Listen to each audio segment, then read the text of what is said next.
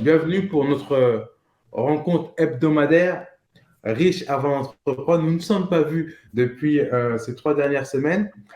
Donc, c'est avec énormément de plaisir qu'on vous retrouve pour cette nouvelle session de nos webinaires hebdomadaires sur la richesse entrepreneuriale. Ce soir, le thème que nous allons aborder, c'est comment lever des fonds.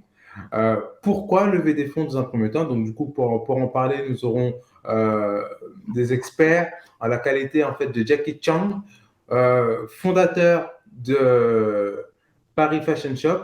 Si vous connaissez un petit peu le quartier du Sentier, il l'a juste pris et il l'a dématérialisé. Donc, vous cherchez vos produits, vous allez directement sur sa plateforme et il n'existe pas de produit que vous ne trouverez pas, que ce soit du textile ou du cosmétique. Tout existe sur sa plateforme et si ça n'existe pas, c'est que ça ne se vend pas.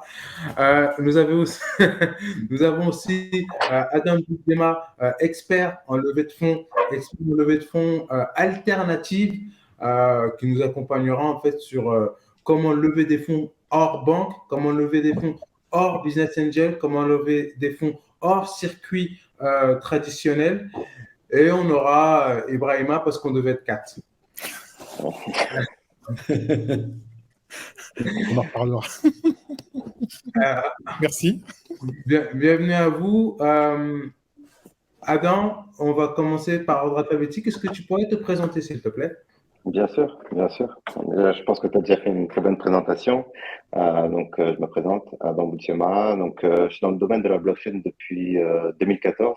Donc, j'ai commencé en minant du Bitcoin un petit peu comme tout le monde.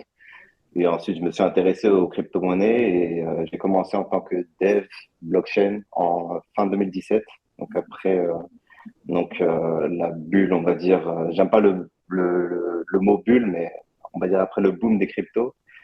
Donc, je me suis vraiment lancé dans ce domaine-là durant tout l'hiver crypto, donc de début 2018, on va dire, jusqu'à maintenant. Et voilà, donc j'ai travaillé pour plusieurs projets différents, des projets régulés, des fintech, des plateformes type Ethereum, Phantom. J'ai travaillé aussi pour d'autres projets, NFT, crypto. Et actuellement, je suis Head of Blockchain chez Trib et Lead Dev Blockchain chez Polytrade. J'en parlerai un petit peu plus en détail, mais voilà, je me dans les grandes lignes. Merci. Donc, un parcours bien fourni, une expertise bien établie. Merci Adam. Jackie, je te laisserai te présenter, s'il te plaît. Bien sûr. Tout d'abord, avant tout, je voudrais remercier Ibrahima pour ton invitation que je découvre là, mais finalement, la première fois qu'on m'a envoyé riche avant d'entreprendre. Très bien. Alors, Jackie Chang, je suis entrepreneur depuis 28 ans. J'ai commencé à entreprendre à l'âge de 20 ans dans le métier de la mode. Pendant 22 ans, j'ai été sur la partie physique et depuis 6 ans, start-upper à la quarantaine. Start-upper à la quarantaine, on va parler il semblerait de lever de fonds. Ben, j'ai jamais levé d'argent et il y a 6 ans, quand j'ai démarré mon aventure, la start-up Paris Fashion Shops, on m'a dit qu'il fallait qu'en tant que start-up, traverser ce qu'on appelle une vallée de la mort de 3 ans. Et lors d'une réunion, un rendez-vous comme ça, histoire de valider si le concept était viable ou pas, on m'a proposé d'ouvrir mon capital et en me disant, tiens, regarde, une start-up, la vallée de la mort, c'est 3 ans. Une chance sur 2, tu as une chance de sortir vivant. Ça veut dire que si tu sors vivant de la start-up, mais là-dessus, je vais rentrer dans le vif du sujet, donc peut-être un peu trop, je pense. Et il est en train de secouer la tête et il dit, OK, donc entrepreneur depuis 28 ans, 22 ans dans la partie physique et 6 ans sur la partie digitale, dans le métier de la mode. Excellent. Merci. Tu nous as mis l'eau à la bouche, là. Du coup, Ibrahima, tu gardes la parole. Est-ce que tu pourrais te représenter, s'il te plaît, pour ceux qui ne nous connaissent pas? Ok, Ibrahima Sissoko, entrepreneur, 42 ans, entrepreneur principalement dans le domaine de l'informatique et du digital, IT et digital, à la tête d'un écosystème composé d'entreprises de services numériques, de centres de formation, de boîtes de portage salarial, mais uniquement tout est tourné autour du digital. Et bah, voilà, à l'initiative de cette émission hebdomadaire, Riche avant d'entreprendre, car je considère qu'en fait, pour entreprendre, il va falloir s'armer, s'équiper d'un certain nombre d'outils qui peuvent nous être donnés par justement les entrepreneurs qu'on a invités, aussi bien l'expérience riche, très très riche de Jackie, que j'ai eu l'occasion de rencontrer à l'occasion du G20 Young Entrepreneur. Très très très belle rencontre il y a 2 ans. Franchement, honoré qu'il soit présent. Et Monsieur Adam Boudjema, un Monsieur. grand monsieur, très humble, assez discret, Oh, mais qui pourra vous en dire beaucoup, beaucoup, beaucoup, beaucoup, beaucoup, beaucoup. Voilà. Excellent. Alors, on va commencer comme d'habitude hein, avec une question assez simple. Je vais la poser à Jacques si ça vous convient, parce qu'il a déjà commencé à effleurer le sujet. Donc, du coup, Jackie, pourquoi lever des fonds? Pourquoi lever de fonds? La vallée de la mort de 3 ans, de toute façon, quand tu démarres une start-up, tu es obligé de la traverser. Et j'ai été convaincu par justement cette question qui m'était venue par un de mes investisseurs. Lors de ce rendez-vous, on a eu juste pour checker la validité du projet. Il m'a dit, écoute, de toute façon, dans 3 ans, tu sauras si ton projet, il marche ou il ne marche pas, il cartonne ou pas. S'il cartonne, ça veut dire que tu es sorti de la vallée de la mort et tu auras besoin de beaucoup d'argent. Si jamais ton projet ne marchait pas, bah, tu seras mort dans l'œuf, c'est-à-dire dans la vallée de la mort, bon, bah, on ne te verra plus. Nous, on est là. Tu as un concept aujourd'hui de rendre le concept du business, c'est ce que je porte au quotidien sur moi, le petit poisson. Hmm.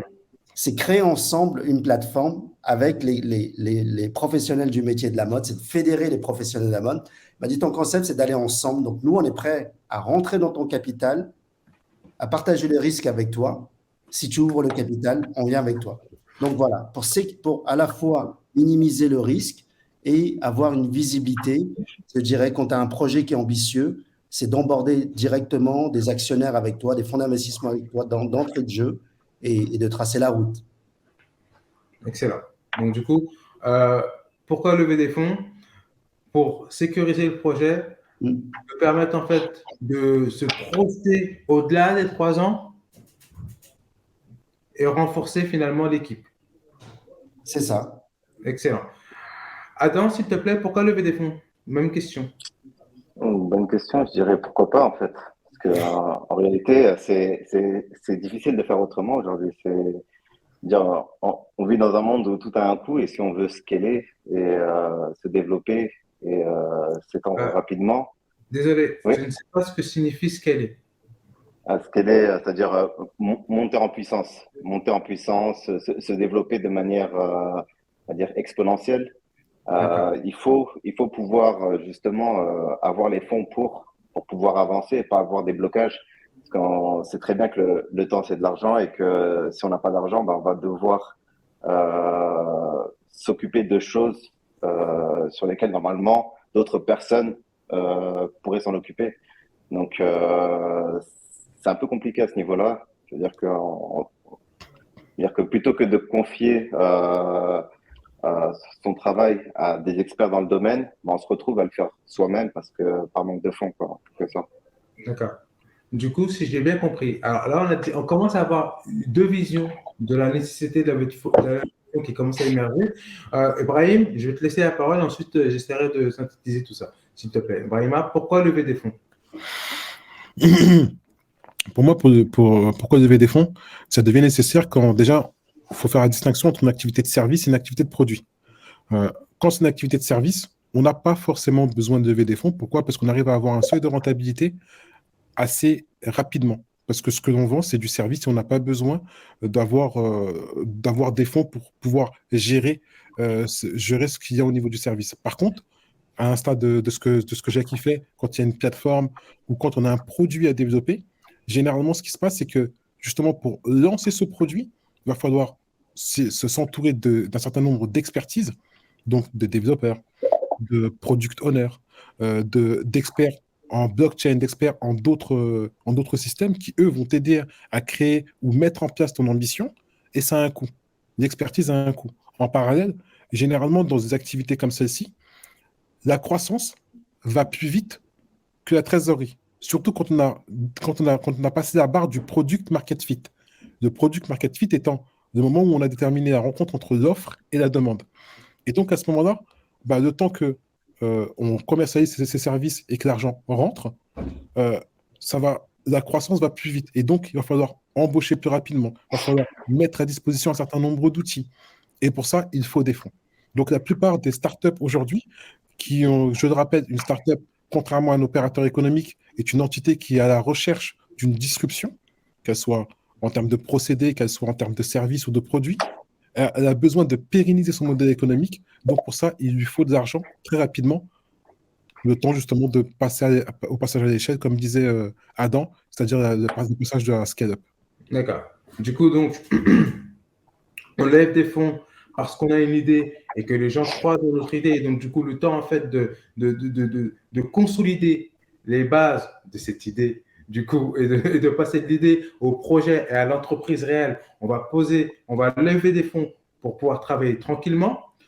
On lève aussi des fonds parce qu'aujourd'hui, on vit dans un système, dans un monde très, très, très concurrentiel. Et donc, du coup, il faut passer le plus rapidement possible à l'étape suivante. Et donc, du coup, on peut lever des fonds aussi à ce moment-là pour passer à l'échelle, d'accord, pour aussi industrialiser.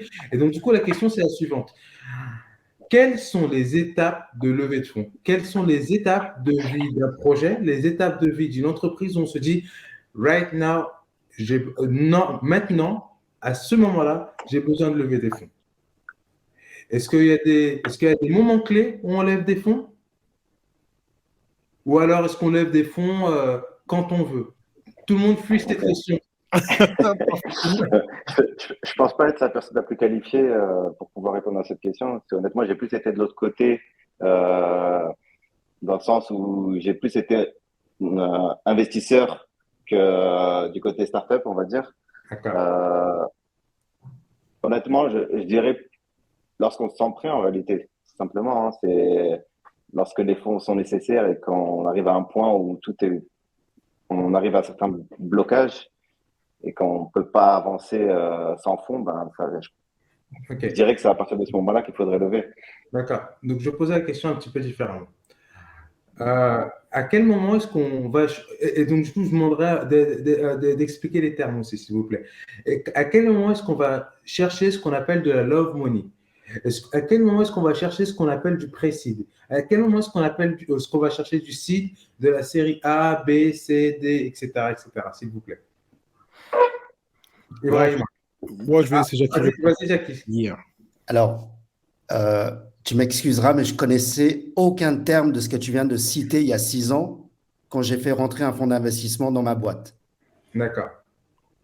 Moi, je suis arrivé à cette réunion entre personnes, on va dire, entrepreneurs que je connais, et on a fait une réunion.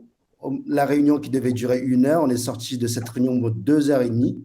Et la question du fonds d'investissement qui m'a été posée, c'était simplement, qu'est-ce que tu souhaites? Qu'est-ce que tu as envie? C'est quoi tes conditions? Moi, j'avais répondu, simple, ma seule condition, c'est ma liberté d'entreprendre. Le restant, tout se discute. J'ai été entrepreneur pendant 22 ans. Donc, si j'ouvre le capital, je fais rentrer un fonds. Pourquoi? Pour répondre aussi à la question tout à l'heure, tu disais, mais c'est surtout, j'avais besoin de passer à une autre étape de mon aventure entrepreneuriale dans le métier physique et de dire, j'ai besoin, quand je vois ce qui se passe en Asie avec Alibaba, quand je vois ce qui se passe aux États-Unis ou en Europe avec Amazon, je me dis, il y a de la place à prendre et il faut créer l'équivalent d'un petit Alibaba en France, en Europe. C'est sur cette idée-là que ça a été assez facile à convaincre finalement, à me convaincre d'ouvrir le capital et de dire, bon, bah, allons-y, on y va. Tu vois? Donc, quelque part, il n'y a pas de bon momentum ou autre, c'est la rencontre de personnes et du moment, et tu te dis, OK, bon, bah, ce qu'ils disent te convient, et finalement, pourquoi pas? Donc, pour revenir à la réponse d'Adam, pourquoi pas? Et c'était sur un coup de tête de dire pourquoi pas? On a ouvert le capital, on a fait rentrer un fonds d'investissement. D'accord. Ce que ta situation est particulière, Jackie Chan. Euh, Toi, tu as eu des fonds d'investissement qui ont voulu te donner de l'argent. Or, le schéma classique, c'est on a un projet et on veut que les fonds d'investissement nous donnent de l'argent. Oui, oui. Moi, j'étais déjà parti pour lancer la marketplace en mode solo, sans fonds C'est d'investissement ça, et autres. On m'a tu demandé vois. simplement, est-ce que tu veux ouvrir ton capital? On vient avec toi. Et en plus, le t-shirt que je portais il y a 6 ans, bah, c'est toujours le même t-shirt. Et il me dit, mais c'est ça ton concept. Pourquoi tu veux aller tout seul alors qu'on vient avec toi? Tu vois? Donc, j'ai dit, ah ouais, pas con, c'est vrai. Mais Donc, c'est on y fou, va. c'est quand même fou cette histoire. Moi, en tout cas, j'apprécie énormément cette histoire parce que euh, tout dépend en fait du produit. Parce que ton Mm. produit était tellement génial que là, ils ne sont pas posé de questions, ils t'ont courtisé. Donc, d'où l'importance du produit. Mais c'est vrai qu'après, bah, jamais je vais quand même répondre à la question de Eddie, parce qu'effectivement, moi aujourd'hui, j'accompagne pas mal de porteurs de projets, et il y a effectivement plusieurs phases. Si aujourd'hui on doit découper les phases, il y a une phase de pré-seed, de seed, série A, série B. Euh, le pré-seed, c'est une phase où en fait on a juste des idées, et donc, c'est une phase où généralement, il n'y a pas vraiment de levée de fonds, mais quand il y a des fonds levés, c'est pas moins de 30 000 euros, c'est juste pour établir la documentation, tout ce qui tourne autour du pitch desk, d'un début de business plan. La phase de seed, c'est une phase où on appelle ça la graine, où là, on a un peu plus que la documentation. Là, en fait, on est en train de réfléchir vraiment à des partenariats où on commence à constituer une équipe, où on est dans des croquis, où on est dans la phase de conceptualisation. La phase de série A, c'est vraiment là, à ce moment-là, où en fait, on arrive dans une phase où on commence à avoir de l'attraction, pas de l'activation, mais en fait, des gens qui sont intéressés par notre produit, même s'ils ne l'achètent pas tout de suite, où on commence peut-être à avoir potentiellement un début de chiffre d'affaires. Et dans toutes ces phases-là, il y a effectivement des montants non conventionnels. Seed, on lève à peu près 500 000 euros. En série A, premier tour de table, on est aux alentours de 5 millions d'euros maximum. En deuxième tour de table, on a 20-25. Au niveau de la série B, on tourne aux alentours de 50-60 millions. Voilà, c'est vraiment grosso modo ce que c'est que dans la, on va dire, Startup Nation, comment ça se passe.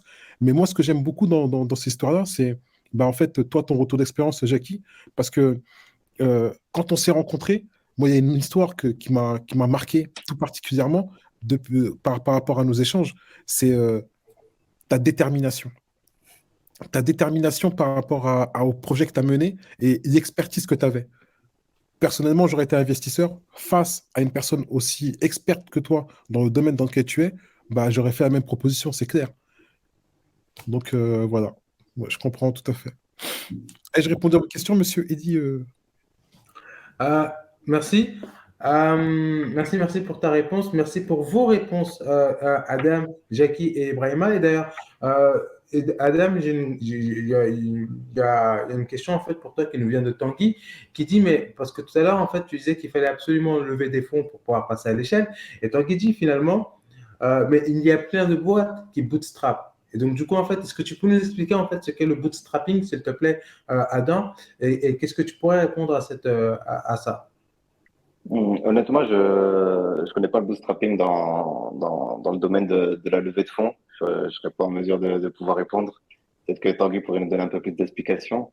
Mais moi, je tenais quand même à expliquer un petit peu ma première expérience lorsque j'ai levé des fonds. Euh, Honnêtement, ça n'a pas été compliqué en fait. Ça s'est fait de manière naturelle. Euh, Mon premier investisseur, en réalité, ça a été la personne chez qui j'ai loué mes locaux. Et je trouve en fait que parfois, en fait, ça vient de, ça peut venir de n'importe où en réalité. Il n'y a pas vraiment de schéma préétabli ou autre. Ça peut venir de rencontres qu'on fait au quotidien ou autre, de gens avec qui on parle de notre projet. C'est pas forcément parce que, en fait, moi, ce qui me dégoûte un petit peu, enfin, je suis désolé, hein, je suis plus dans le monde des cryptos, mais ce qui me dégoûte un petit peu dans le schéma traditionnel, c'est qu'on a l'impression que c'est très compliqué pour lever des fonds, que ça demande énormément d'efforts, que ça demande énormément de comment dire, il y a énormément d'étapes, il y a énormément de procédures. Et c'est ce que j'ai aimé, moi, sur le côté crypto, c'est qu'en réalité, toutes ces barrières-là à l'investissement, elles sont levées. Et aussi, en réalité, il y a pas, j'ai l'impression qu'il n'y a pas vraiment de règles en fait pour lever des fonds.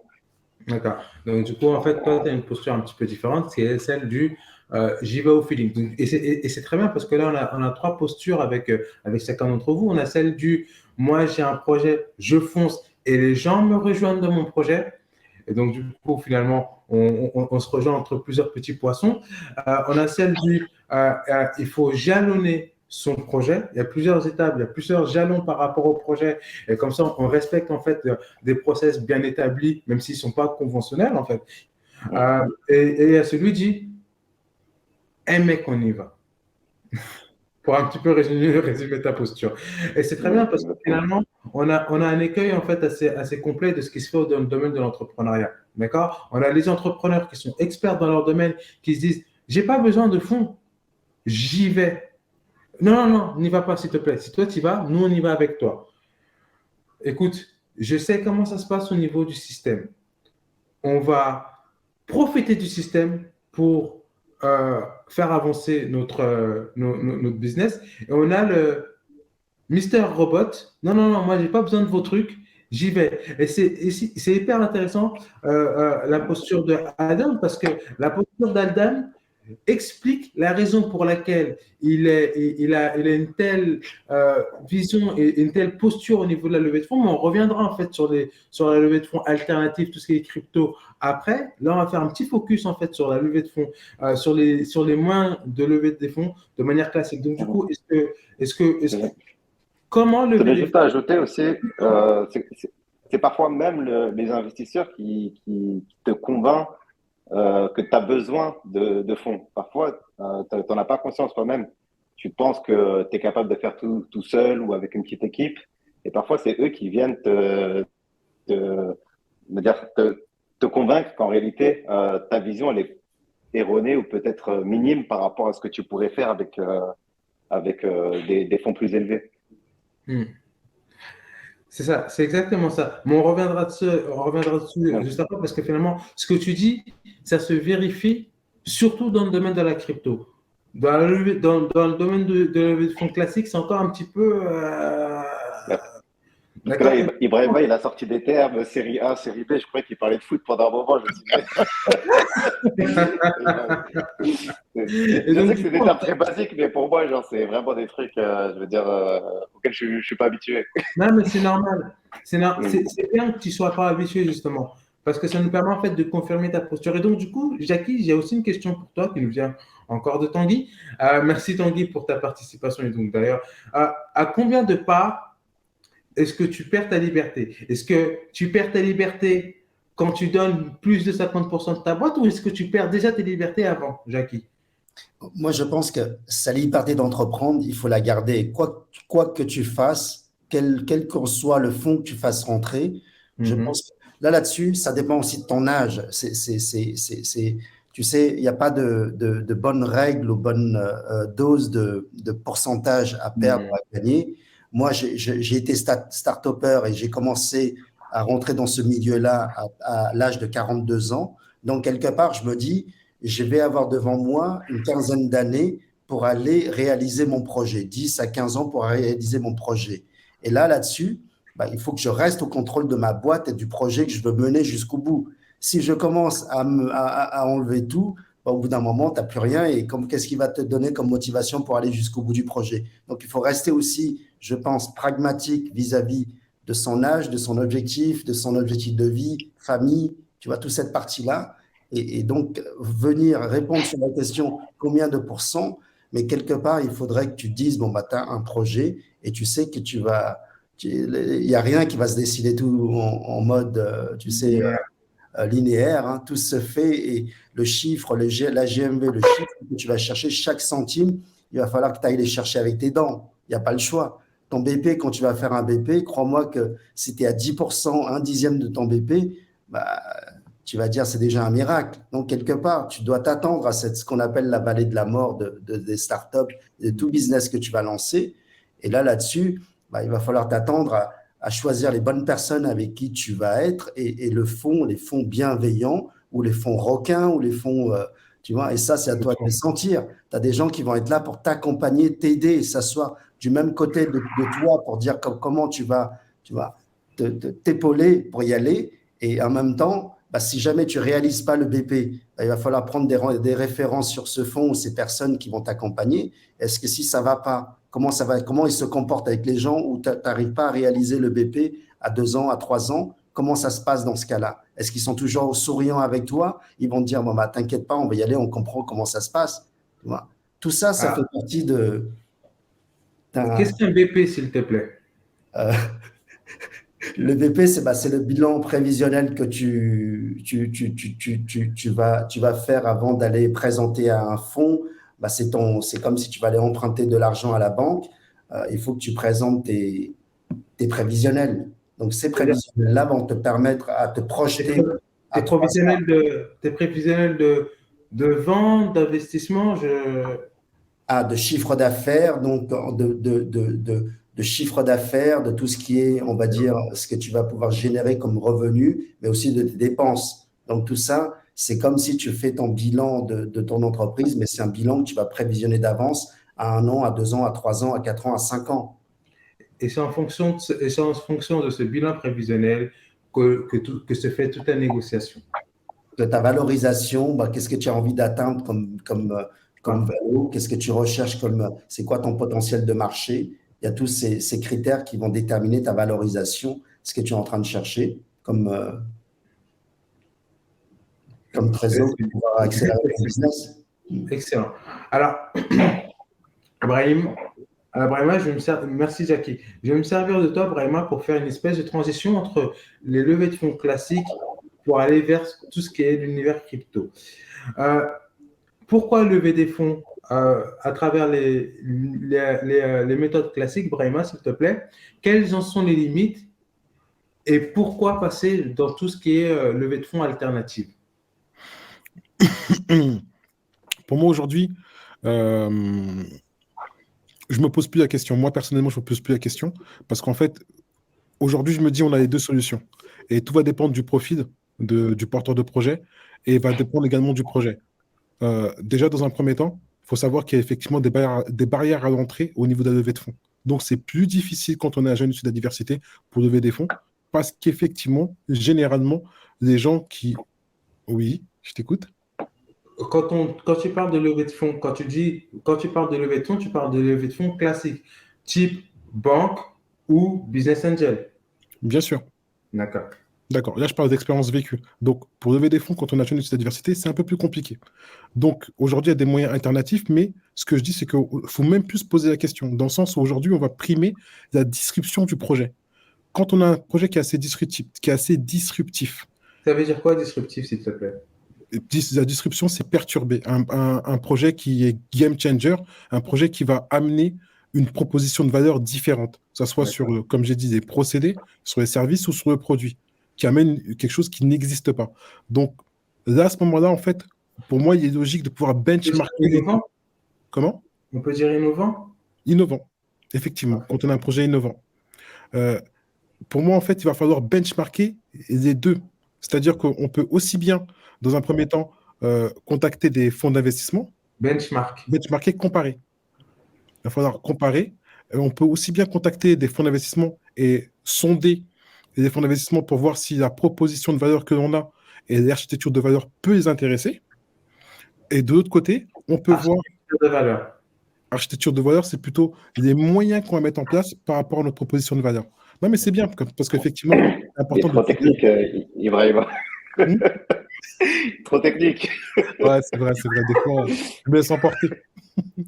et donc, pour moi, en fait, il est important de comparer les deux solutions, et de trouver sa solution qui est le plus en adéquation par rapport à son profil, par rapport à son entité.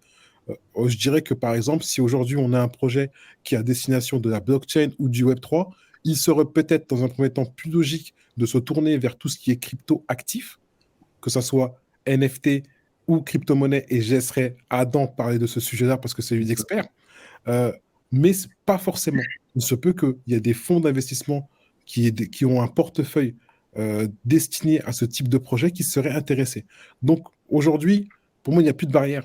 On est en 2022, tout se dit, tout se fait, et même en termes de législation, sur toute la partie juridico-réglementaire, les choses sont en train d'évoluer à une vitesse assez importante en France et notamment en Europe. Et donc, au début, quand on lève des fonds sur un projet sur lequel on croit, je pense qu'il est, dans un premier temps, assez simple et plus simple peut-être de lever des fonds en love money, friend, family, oui, friend, Hein? family Ouais. et personnes qui sont proches de son écosystème. On va dire, un deuxième levier, c'est contacter des personnes qui ne font pas partie du tout de l'écosystème, soit par des fonds ou soit par d'autres moyens alternatifs pour aller chercher les capitaux dont on a besoin. Excellent. Mais Parfait. pour ça, je vais sortir encore un mot technique, parce qu'il en faut. Faut établir un milestone financier, c'est-à-dire qu'il faut établir sur une période au moins de 3 à 5 ans les différents investissements dont on a besoin. Si on se dit par exemple qu'on a besoin de 5 millions d'euros sur 5 ans, ok d'accord, mais tu n'as pas besoin de 5 millions d'euros tout de suite. Donc tu as besoin de combien tout de suite? Peut-être 200 000 euros. Et dans 6 mois, tu auras besoin de peut-être 800 000. Un an après, tu as besoin peut-être d'1,5 million. Et un an après, peut-être 2 millions. Le tout fera 5 millions, mais découpé par tranche et en accord avec une roadmap, une feuille de route opérationnelle sur ce que tu feras de cet argent-là et comment ça va te permettre de grandir. Alors, merci vraiment. Alors, vous l'aurez compris, je ne suis pas très intelligent, donc avec mes deux neurones qui se battent en duel, je vais essayer d'interpréter ce que tu m'as dit. Si j'ai bien compris, tu m'as dit en fait qu'on part avec un projet initial. Et au départ, on ne sait pas si on va lever des fonds en crypto ou si on va utiliser les chemins dits classiques. On va constituer un projet et en fonction en fait de nos ambitions, en fonction finalement des opportunités que nous allons avoir, on va soit se tourner vers un projet crypto si on est porteur de projets novateurs, ou alors soit se tourner vers des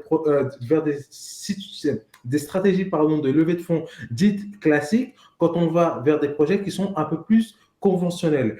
Néanmoins, quand on fait le choix de prendre des chemins un peu plus conventionnels, à ce moment-là, il est nécessaire, et aussi quand on va vers la crypto, mais en tout cas, il est toujours nécessaire en fait d'avoir une réelle projection dont parlait celle dont parlait finalement Jackie Chan tout à l'heure quand il parlait de BP, et ce n'est pas la station-service, quand il parlait en fait de bilan prévisionnel, et en fait se dire sur 5 ans, j'aurais besoin, par exemple, je prends un exemple parce que j'ai besoin de construire une maison.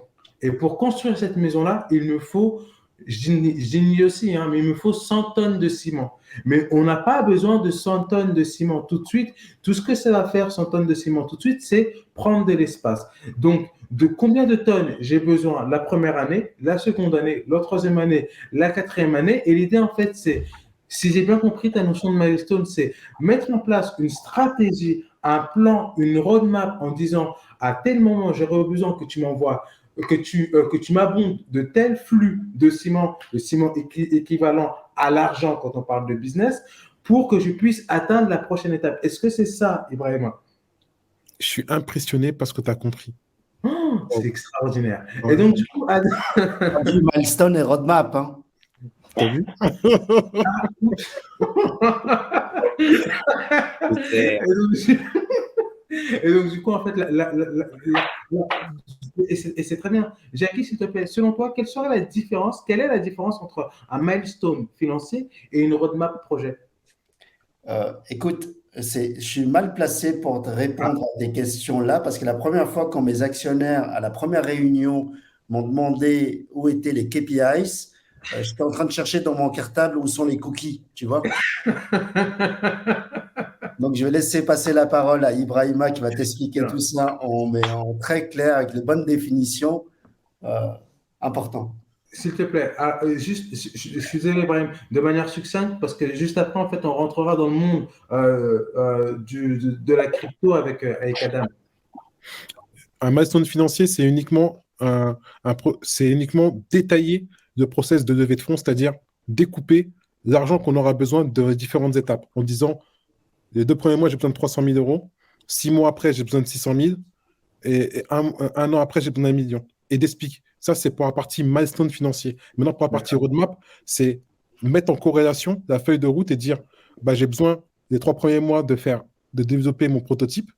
Les 6 prochains mois, j'ai besoin de déployer mon prototype. Et un an après, j'ai besoin de recruter mon équipe gestion administrative et financière et j'ai besoin de recruter des talents. Et en fait, c'est pouvoir avec ces deux éléments-là, mettre en corrélation la partie argent dont on a besoin et de l'autre côté, la partie opérationnelle, ce qu'on va en faire. Excellent. Merci,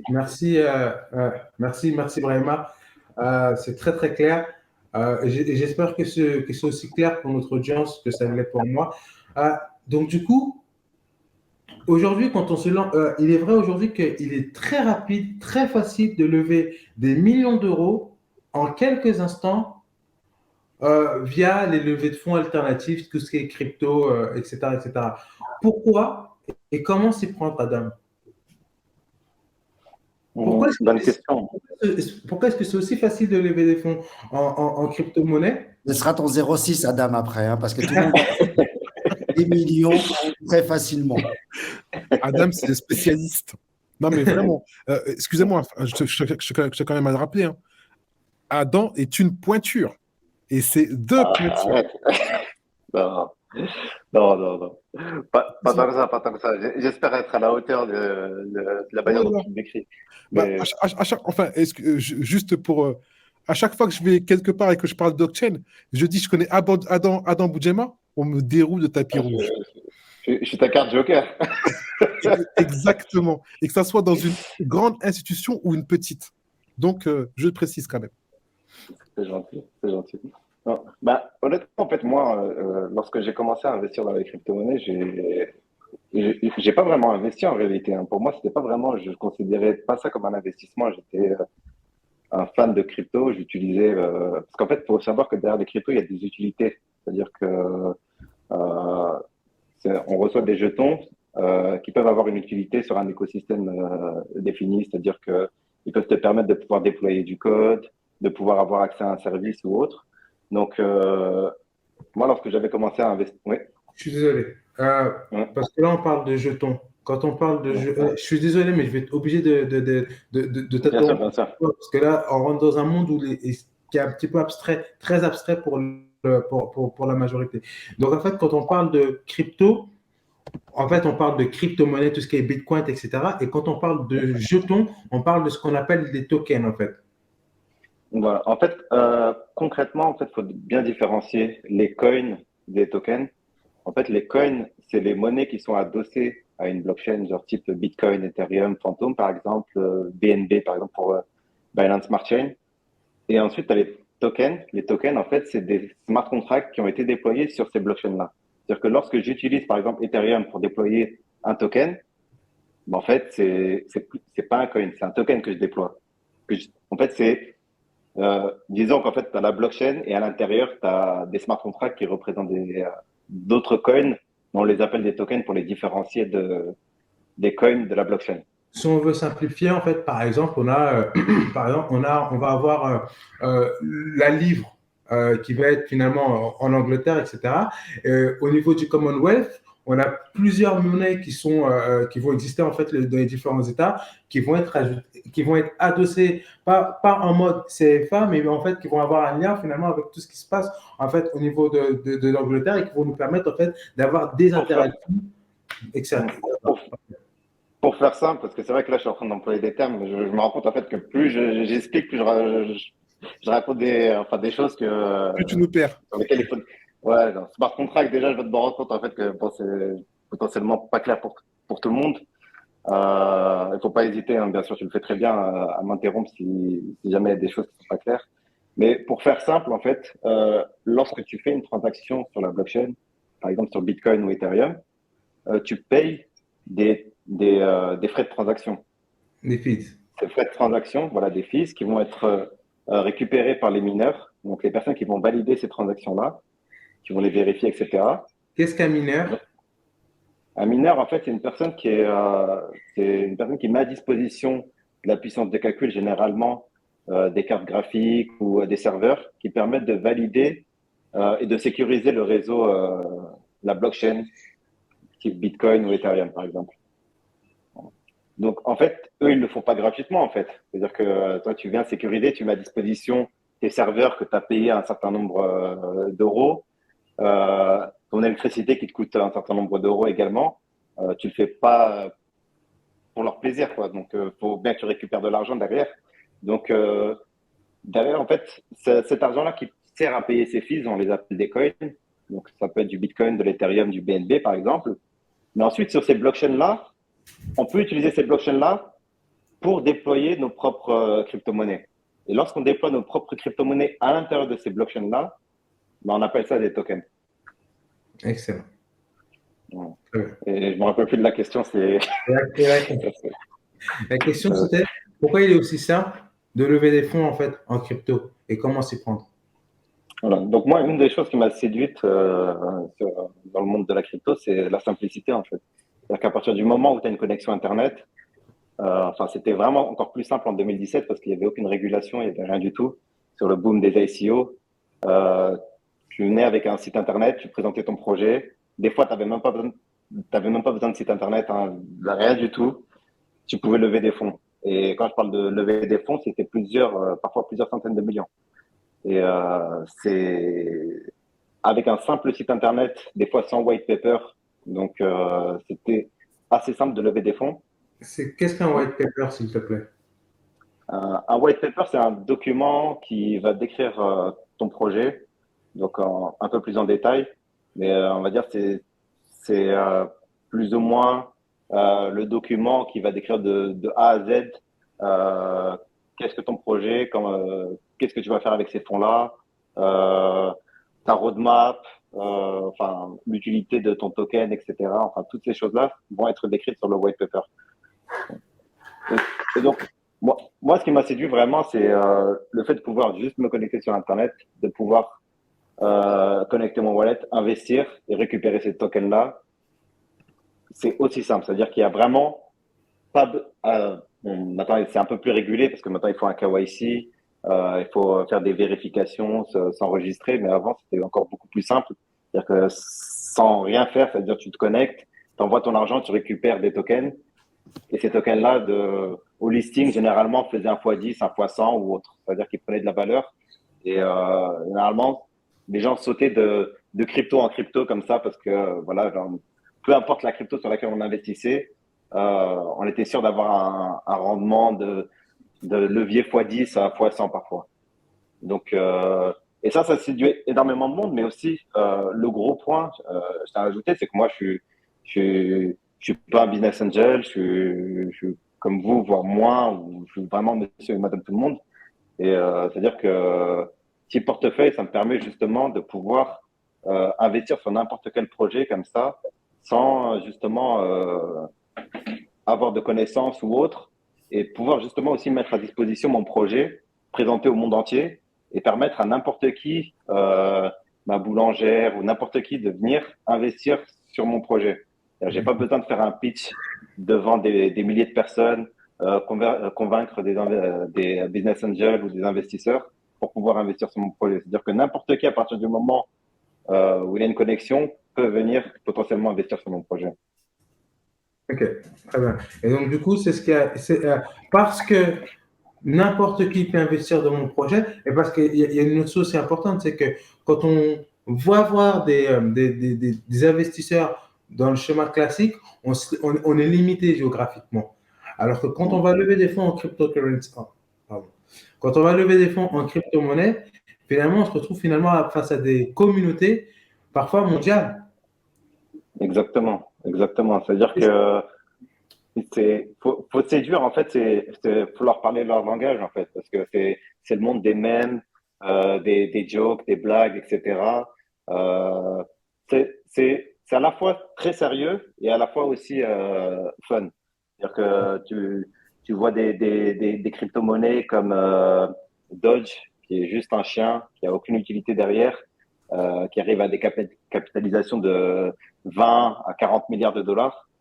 Donc, parce que ça séduit aussi cette nouvelle génération, en fait, d'investisseurs qui en ont marre, en fait, d'investir sur les sociétés classiques, qui en ont marre des schémas traditionnels, qui ont envie de dynamiser, on va dire, un petit peu, de révolutionner un petit peu ce schéma-là. C'est-à-dire que, et aussi l'avantage, c'est que certains pays, parfois, sont bannis, ne peuvent pas investir sur certains projets. Je sais que parfois, c'est difficile pour les Américains d'investir sur des projets européens, par exemple. ou pour des Indiens ou pour des Africains ou peu importe. Donc là, en fait, il n'y a aucune barrière à l'entrée. C'est-à-dire que ton identité, c'est juste une adresse de wallet qui commence par 0x ABC, par exemple. Et c'est ça ton identité. On s'en fout de savoir si t'es noir, arabe, jaune, blanc, ce que tu veux. Tout le monde arrive avec les mêmes règles et tout le monde peut investir autant qu'il veut, quoi. C'est comme ça que ça fonctionne. D'accord. Vas-y, Jackie. Juste une question. Quand tu investis dans les bitcoins, est-ce que tu peux récupérer en argent euro à la place des bitcoins ou pas? Bien sûr, bien sûr. En fait, là maintenant, avant c'était un peu plus complexe, mais maintenant, en fait, il y a énormément de banques qui permettent de le faire. Mais sinon, tu as des places de marché sur lesquelles tu peux justement déposer ton Bitcoin et récupérer en euros via virement ou autre sur ton compte bancaire. Après, Excellent. comment dire, tout ce qui est Taux de fiscal, change, etc. Non, taux de change, c'est généralement, c'est plus ou moins la même chose, hein. Je pense qu'il y a des fees qui sont de 0,1% à peu près, ou parfois c'est des frais fixes de 50 à 100 euros. Ça dépend en fait, ça dépend de la place de marché, mais enfin chaque place de marché a ses propres tarifs.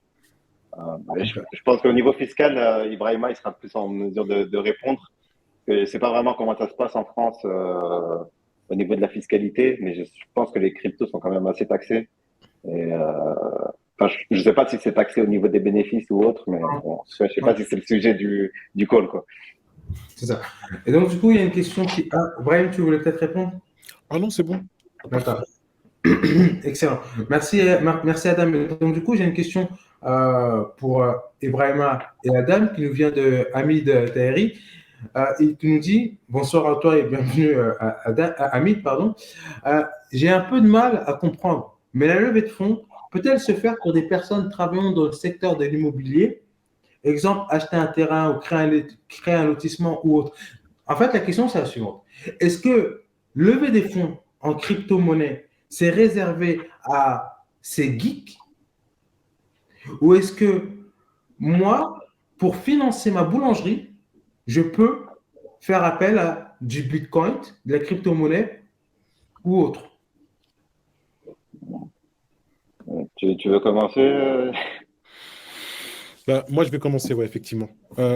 Aujourd'hui, ce qui est bien dans le domaine des cryptoactifs, et je rappelle bien le terme cryptoactif parce qu'on a parlé de crypto-monnaie, mais ça inclut également tout ce qui tourne autour des NFT, et je laisserai Adam nous en parler. Ben, aujourd'hui, il n'y a pas de spécificité. L'important, c'est le projet. Ton projet qui soit bien détaillé. L'important, c'est le ou les porteurs de projet, la description qu'ils en ont et l'utilité qu'ils vont créer derrière, l'univers qu'ils vont créer derrière. Et par rapport à cet univers-là, par rapport à la façon dont ils vont avoir de brander le produit, le service, d'amener cette proposition de valeur, il sera plus ou moins facile de créer cet univers et donc de lever les fonds dont ils ont besoin par rapport à leur projet. Parce que bien évidemment, ils seront suivis par une communauté et cette communauté-là voudra savoir comment va évoluer le projet. Et donc, il faut savoir aussi quelque chose d'important, c'est que généralement, sur un projet comme celui-ci, tu as plusieurs investisseurs, que c'est des communautés de 20, 30, 40, 50 000, 100 000 personnes, que le ticket moyen, il est de quelques dizaines, voire pour certains projets, centaines d'euros, qu'il est rare qu'il y ait des gens qui mettent plus de 1000, 3000, 4000 euros, mais il y en a quand même. Et qu'en fait, il faut penser à ces micro-investisseurs qui, parce qu'ils ont été séduits par ton projet, adhèrent et font tout pour le suivre. Mais dans le domaine des cryptoactifs, ils vont investir dans ton projet, mais on va peut-être investir également dans une dizaine, quinzaine, vingtaine, voire trentaine d'autres projets. Voilà. Et donc, du coup, par exemple, Adam, tu voulais peut-être répondre aussi. Je suis désolé. Juste si tu peux me répéter la question parce que Bien sûr. j'ai perdu le fil. J'ai un peu de mal à comprendre, mais la levée de fonds peut-elle se faire pour les personnes travaillant dans le secteur Okay. immobilier? Ouais. Donc, du coup, en fait, est-ce que c'est réservé à tout ce qui est innovation, tout ce monde un petit peu du geek, ou alors est-ce que dans les secteurs traditionnels, on peut faire appel à de la levée de fonds, de la crypto-monnaie, etc. Cryptocurrency. Je rejoins Ibrahima. En fait, tout projet pourrait lever en crypto. Après, c'est vrai que en réalité, c'est toi qui es face la communauté. C'est-à-dire qu'en fait, si tu arrives à les séduire, je veux dire, même s'il n'y a aucun projet derrière, si tu arrives à séduire la communauté pour pouvoir investir sur ce projet-là, bah, tu vas lever des fonds.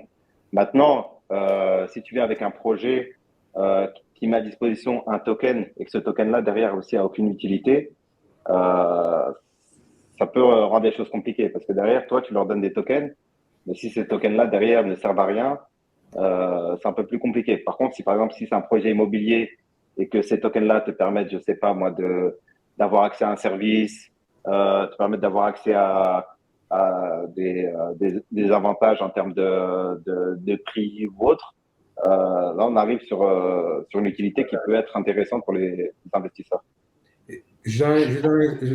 Brahim, vas-y, Brahim. Moi, en fait, je voulais prendre l'exemple justement d'Hamid. C'est qu'il parlait d'immobilier, donc on va prendre l'exemple d'un terrain. Demain, en fait, il achète un terrain de 500 mètres carrés et il se dit, bah, par rapport à ce terrain-là, j'ai un projet immobilier, j'aimerais construire un immeuble. OK. Mais par contre, il n'a que le terrain. Il a acheté le terrain, par exemple, de 100 000 euros. Il lui faut 800 000 euros pour construire son immeuble. Et donc, ces fonds, il peut aller les chercher. Il est propriétaire du terrain. Donc, ce qu'il peut proposer, c'est dire tout simplement, écoutez ma communauté. Aujourd'hui, j'ai budgétisé un projet qui fait en tout 1 million. Moi, je suis propriétaire du terrain à hauteur de 200 000. Ce que l'on fait, c'est que mon terrain, chaque parcelle au mètre carré, eh ben, j'ai mis à disposition, soit via un NFT, soit via un token. Et je pourrais dire que ce token a le prix, par exemple, de, je sais pas, 1000 euros. Ouais, ouais, enfin, 1000 euros, enfin 2000 euros plutôt, excusez-moi, pour rentrer dans les chiffres. Ce mètre carré vaut 2000 euros. Qui sont les personnes qui seront intéressées pour investir dans ce mètre carré-là, qui va me permettre demain de pouvoir construire l'immeuble. Et l'avantage, c'est que je vous donne la possibilité, si vous investissez maintenant, alors que le projet n'est qu'un projet immobilier en devenir, hein, c'est que le rendement de ce projet immobilier qui est à hauteur de 15% par an, je reverse à l'ensemble des investisseurs de la communauté 10% par an, ou 5 ou 4% par an, histoire de faire des rewards.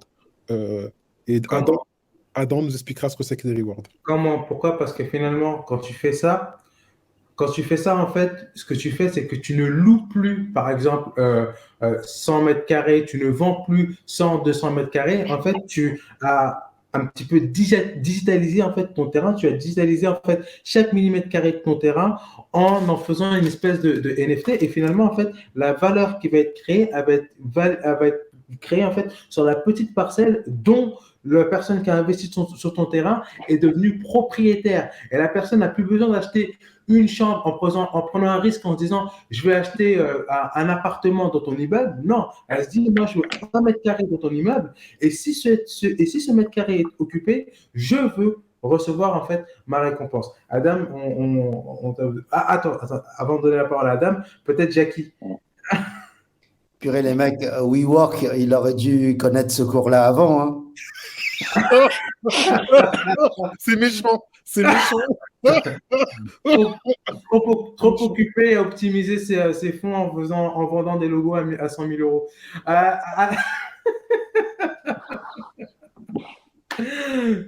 Je me tais. Adam.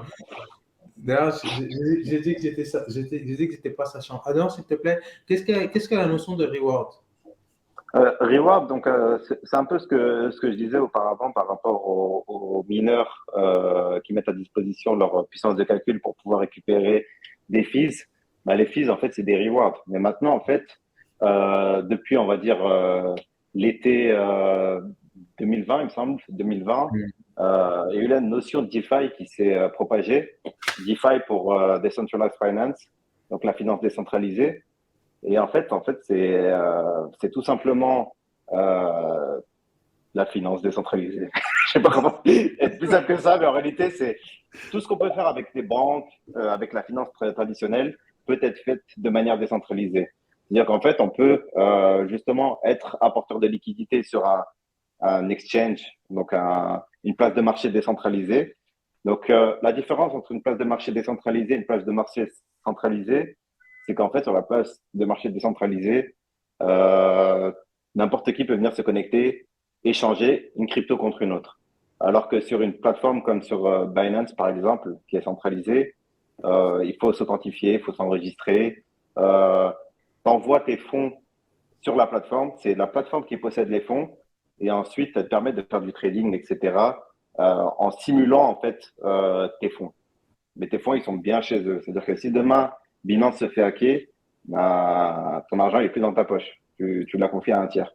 Maintenant, la finance décentralisée, ça te permet justement, ça a été popularisé avec Uniswap, qui est un exchange décentralisé, qui permet à n'importe qui de pouvoir connecter son wallet et de pouvoir échanger par exemple de l'Ethereum contre de l'USDT, pardon, qui est juste un stablecoin, donc qui vaut $1. Donc c'est vous échangez contre n'importe quelle autre crypto. Ouais.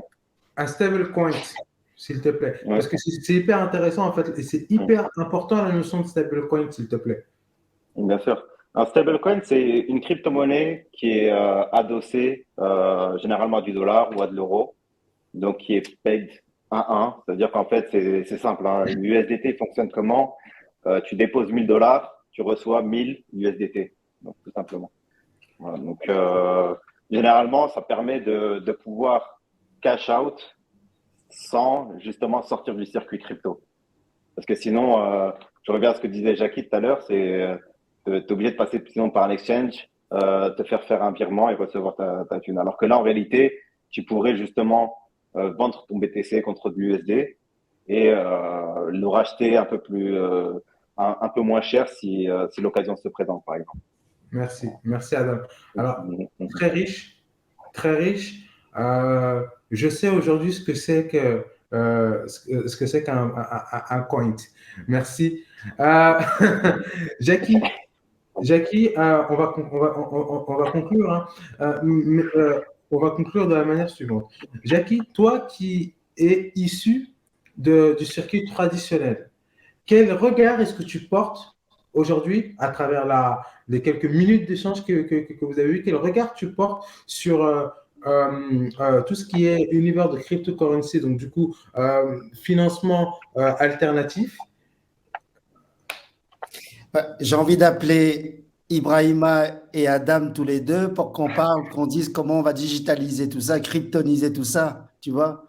Mais ça, c'est hyper enrichissant. Je découvre et j'apprends. Et là, je me dis, bah, peut-être que finalement, si j'ai une ambition de digitaliser tout le métier des professionnels de la mode, peut-être que je fais appel à des professionnels comme Adam et Ibrahima pour aller dans un sens plus rapide et plus communautaire. Professionnel.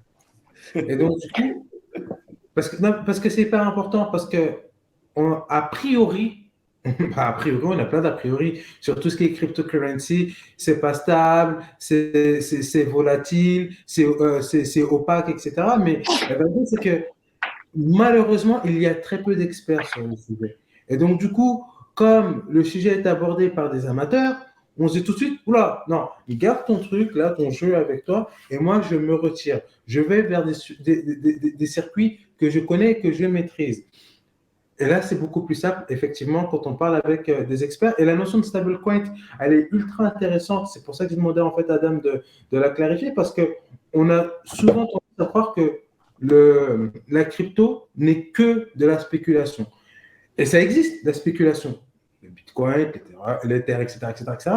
Mais il y a aussi des crypto-monnaies qui sont des stablecoins. C'est-à-dire qu'en fait, il y a déjà une relation avec les États, avec des monnaies ultra stables qui font que quand tu prends ce coin-là, si la monnaie, si le dollar ne bouge pas, ton coin ne bouge pas. Et quand tu veux changer ton coin, tu as juste à le transférer, en fait, à l'échanger contre du dollar. Donc, on n'est pas juste dans un monde féerique, fantaisiste. C'est quelque chose de très concret. C'est quelque chose de nouveau, mais très concret et très stable et déjà très structuré d'aujourd'hui. Donc, merci, Jackie. Brahima, quel conseil, pour conclure, hein, quel conseil tu pourrais donner en fait à une personne qui est issue du monde finalement de la finance classique, ou en tout cas qui ne connaissait que le monde de la finance classique, pour aller vers le monde du financement alternatif, s'il te plaît, Ibrahima? Bah pour moi, il faut déjà commencer par analyser ses besoins. L'avantage de tout ce qui tourne autour de la levée de fonds au niveau des cryptoactifs, c'est qu'on n'a pas de dilution. Si on arrive à établir une utilité, on n'a pas de dilution. Donc, on n'a pas d'échange On n'a pas cédé des parts de sa boîte. on n'a pas à céder des parts de sa boîte. Exactement. Après, il faut savoir qu'aujourd'hui, ce qui est important, c'est que, comme je disais auparavant, aujourd'hui, il y a pas mal de normes ou de lois qui vont sortir dans les prochaines semaines avec un S, voire prochains mois, où en fait, on va avoir une espèce de régulation au niveau de ce qui se passe au niveau des cryptoactifs vers le monde de la vie réelle. Dans le sens où, je vous dis en exclusivité, on pourra transformer des levées de fonds en chiffre d'affaires. Et donc, ça, c'est hyper important parce que si on peut transformer en chiffre d'affaires, on peut transformer en capitalisation. Et si on peut transformer en capitalisation, il y a des moyens qui pourront permettre de pouvoir passer d'une ICO à une IPO et donc faire une introduction en bourse. Et ça, je pense que c'est des choses qui vont intéresser Jackie. Jackie, effectivement. Donc, merci. Juste terre à terre, hein, Ibrahima, hein, mais c'est super intéressant. Mais moi, il faut que je livre, je touche la marchandise, tu vois. Exactement. Donc voilà, en tout cas, voilà ce qui se passe actuellement. Donc on suit bien ce qui se passe. On essaie de voir comment en fait pouvoir accompagner les porteurs de projets, car chaque porteur de projet est différent. Les projets sont différents. Ça ne veut pas dire qu'il faut passer que par des moyens alternatifs ou que par des moyens classiques. Je pense qu'on peut avoir un mix des deux, surtout aujourd'hui en 2022, et que par rapport à son besoin, le but c'est de trouver ce qui te sied, te va le mieux. Excellent. Merci vraiment. Et Adam, tout le monde, enfin, les gens aujourd'hui s'imaginent que le monde de la cryptocurrency, c'est le nouvel Eldorado. Pour conclure, toujours, quels seraient éventuellement les 3 prérequis indispensables pour pouvoir prétendre à une levée de fonds en cryptocurrency et sécuriser son business? Très bien. Je tenais juste à ajouter quelque chose par rapport à ce que Ibrahim a dit. Je sais que maintenant, il y a de plus en plus de projets aussi qui hackent, entre guillemets, le système en faisant des levées de fonds en crypto, pour pouvoir augmenter la valeur de leur entreprise. Donc, je ne sais pas exactement comment ça fonctionne, comment ça se fait, mais je sais que c'est possible de le faire. Pour répondre à la question, donc concrètement, au niveau des levées de fonds, il faut vraiment déjà, dans un premier temps, moi, ce que je fais lorsque j'investis dans un projet, c'est que je vérifie la team. Donc, je vérifie qui est dans la team, est-ce qu'ils sont en rapport avec le projet. Je veux dire, si j'investis dans un projet en rapport avec la mode et que je vois Jackie, je vais être rassuré. Si je vois Ibrahima, peut-être que je veux dire, c'est pas le même domaine.